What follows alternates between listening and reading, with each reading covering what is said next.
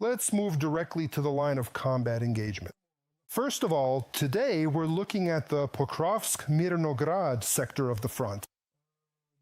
This is the area that remains the most intense in terms of fighting, and probably the enemy is putting the most effort here to finally capture these two cities and the entire agglomeration.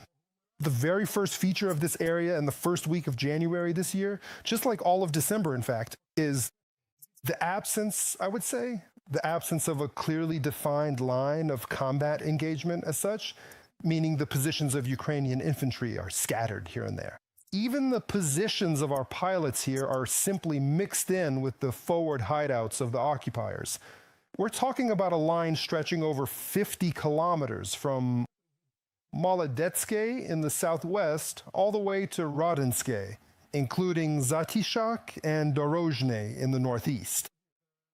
But the peculiarity of section number 2 is that, as before, there is still the so-called gray zone or disputed territory present here. However, it is important to note that this area has become noticeably smaller, unlike how it was at the end of December, when it was significantly larger. It's about 5 kilometers now. Instead, on both sides of the zone, for a good 10 kilometers, or maybe even more, it's an area targeted by drones. And in both the Ukrainian and enemy rear areas within this entire polygon, this multifaceted area, the confrontation is still ongoing, mainly now on the northwestern and northern outskirts of Pokrovsk and the peaceful Grad, and to some extent for the nearby settlements of Molodetske. Ryshin, Rivne, Svitle village, Rodinske, and again the already mentioned Zatishok or Suvorove, directly in Pokrovsk itself. As of now,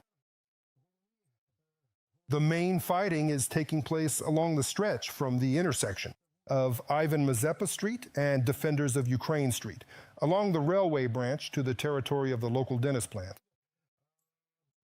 The day before, literally, the Rashists, most likely the 506th and 1435th Motorized Rifle Regiments of the 27th Motorized Rifle Division, which is part of the 2nd Combined Arms Army, carried out a series of attacks along the T-0515 highway toward Stapropilia, trying to push northward. At the same time, they tried to encircle the village of Rivne from the southwest and from the Dinas area, moving north, as well as along the floodplain of the Krishinka River. In my opinion, this clearly shows the enemy's attempt to split the area in two. All the Ukrainian armed forces groups that are defending around Pokrovsk and Mirnograd. It should be noted that the area north of Ivana Mazepa Street, practically up to the turnoff from the highway, May 15th, near Hryshin, is now also in this so-called gray zone, and small infantry groups of the Muscovites are actively trying to attack there as well. Mainly, units are operating here of the 7th Russian Air Assault Division. They are attacking, in particular, along the M30 highway, moving from the road toward Grishiny. At the same time, to the southwest, the enemy's 35th Motorized Rifle Brigade from the 41st Combined Arms Army, and possibly the 162nd Reconnaissance Battalion of the 7th Division is trying to attack toward Molodetske and even further southwest, in the area between the Pokrovsk-Misova Highway and the Salona River. We have the opportunity to ask the head of the Communications Department for more details about the dynamics of events in the Pokrovsk-Mirnograd sector of the front of the 7th Rapid Response Corps of the Air Assault Forces of the Armed Forces of Ukraine. Colonel Volodymyr Polyvy is already connected with the Spec Corps studio. Mr. Volodymyr, welcome. Wishing you good health, Alexander. First of all, I want to draw our viewers' attention. The QR code is, as usual, already on your screens. This time, it's a fundraiser for aerial drones and ground robotic systems for our soldiers, for the 7th Corps of the Ukrainian Air Assault Forces. Remotely piloted platforms. Right now, they're definitely the #1 weapon on the front line, especially around Pokrovsk and Mirnograd. Don't stand aside. Help our defenders. Mr. Volodymyr, we spoke with you exactly on Christmas, via video call in this studio. Back then, my main question was whether Ukrainian defenders were present directly in Pokrovsk and Mirnograd. 2 weeks have passed, but my question remains the same. Are our soldiers still resisting the occupiers within the geographical boundaries of both cities, or has the war finally moved beyond the outskirts? Over the past 2 weeks, the situation has not changed drastically or significantly. That is, the units of the 7th Corps continue to hold the defense within the settlements. Pokrovsk, Myrnograd. In Pokrovsk, it's the northern part of the city along the railway, and in Myrnograd, it's partially the central part and the northern part of the city. Tell me, has the intensity of the enemy's attacks over the course of the week, since the very beginning of the year, has the situation changed significantly in any noticeable way? What do these assaults or attacks look like now, overall, compared to before?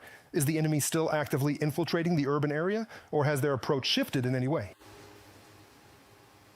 Since the very beginning of the year, we have carefully documented repeated attempts to storm the city, especially its flanks in the Pokrovsk and Myrnograd agglomeration, on multiple occasions.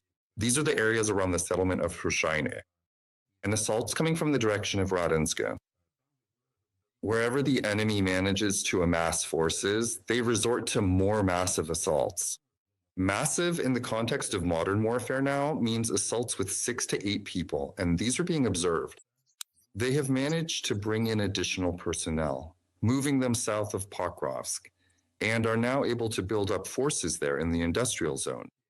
And from the industrial zone, they can now launch more or less intensive assaults. Tell me, could you explain just how significant enemy manned aircraft and artillery are at this point, especially now, given the harsh winter conditions, the presence of frost, and the accumulation of snow?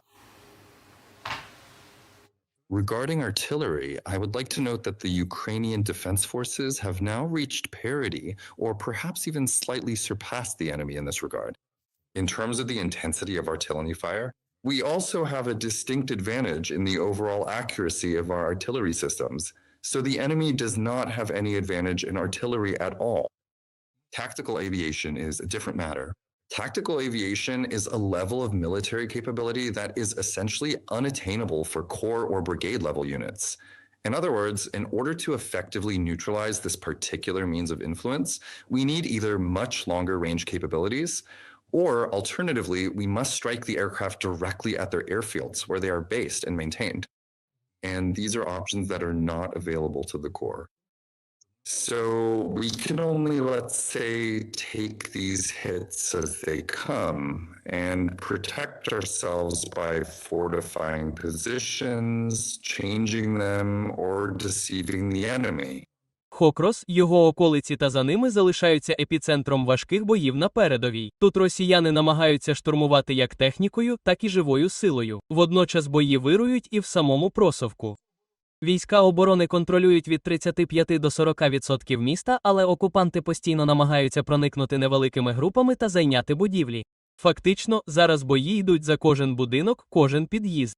Вже понад рік десантники з 25-ї бригади тримають там оборону. Зараз їм конче потрібні дрони. Тож просимо вас долучитися до збору коштів, використовуючи деталі, які будуть показані під час сегмента. Більше у репортажі з Підпаковська від Оле Кора.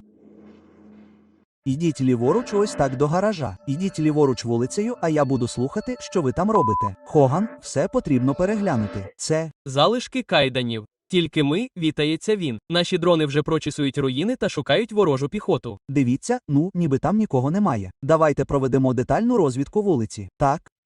У місті немає жодної вцілілої будівлі. Майже щохвилини тут, у вікні жовтневого, вибухають керовані авіабомбові установки, артилерійські снаряди та безпілотники. Через щільну забудову бої ведуться на дуже коротких відстанях. На деяких ділянках нашого фронту контакти між протиборчими силами відбуваються дуже близько одне до одного, тоді як на інших ділянках відстань між ними може сягати від 300 до 400 метрів. Вона дійсно різна скрізь вздовж лінії фронту, яка чітко визначена бригадою. Діапазон може значно варіюватися, починаючи від висоти міських будівель і закінчуючи природними контурами, утвореними лініями дерев. Ця відстань зазвичай коливається від 500 метрів до 30 метрів залежно від конкретної обстановки чи середовища. Наразі сили оборони контролюють від 35 до 40% територій, за словами десантників. Для більш активного наступу росіяни навіть ввели сюди свої елітні війська. Вони штурмують з південної частини. Тактика залишається незмінною. Вони намагаються прослизнути через наші позиції невеликими групами. Вони постійно постійно поповнюють їх, стежачи за тим, щоб завжди було достатньо людей для підтримки їхньої присутності. Щоразу, коли потрібна додаткова підтримка, вони надсилають додатковий особовий склад. І це не просто невелика група з 10 чи 20 осіб. Насправді вони надсилають набагато більшу кількість, зазвичай від 80 до 120 осіб одночасно. Вони підсилюють їх якомога більше, бо знають, що якщо вони надішлють лише 10 чи 20, нічого з цього не вийде. Вони додають стільки м'яса, скільки можуть. Ось що я кажу. Але, незважаючи на свою перевагу в людських ресурсах, українські оператори безпілотників не дають ворогу активно просуватися. Небо над Покровском заповнене барабанами. Це вхід на завод Діновського. Тут колись виготовляли цеглу. А ви – це вогнетривка цегла. Там є бойові. Ви багато їх помітили. Ну, як бачите, зараз все зруйновано. Ми їх помітили і працювали на їхньому заводі. Вони намагалися пройти під покровом туману. Штурмові групи, розташовані в Покровську, зокрема 3 з них, були ліквідовані, а 1 поранена. Але сьогодні вранці нашим операторам безпілотників дуже важко працювати. Густий туман, погода не сприяє польотам. Але ми повинні літати. Тож, якщо щось трапиться, ми можемо попередити нашу піхоту про небезпеку або швидко завдати удару по десантних загонах противника. Удар. Буквально годину тому видимість була ще гіршою. Вона була вищою, і тому ми втратили 2 безпілотники. Ось що сталося. Вигнати ворога з міста одразу надзвичайно складно. Росіяни мають перевагу як у живій силі, так і в техніці. Ворог намагається окопатися у висотних будівлях і розмістити там свої позиції операторів безпілотників. Але українські десантники також роблять усе можливе, щоб знищити якомога більше ворогів. Нестача мантарів. У ворога ж достатньо ресурсів. Він просто кидає їх якомога більше. Тож іноді це 5 чи 6 штурмових груп, сподіваючись, що деякі з них пройдуть, але наш підхід полягає в тому, щоб максимально зберегти наш особовий склад, бо у нас небагато військ.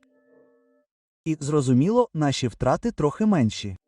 Тим часом наші інженерні війська активно працюють на напрямку Покровськ. Ми зміцнюємо оборонні лінії та намагаємося захистити наші шляхи постачання, бо ворожі безпілотники іноді досягають навіть глибоко в тил. Нібито факс Корненка CTD United News.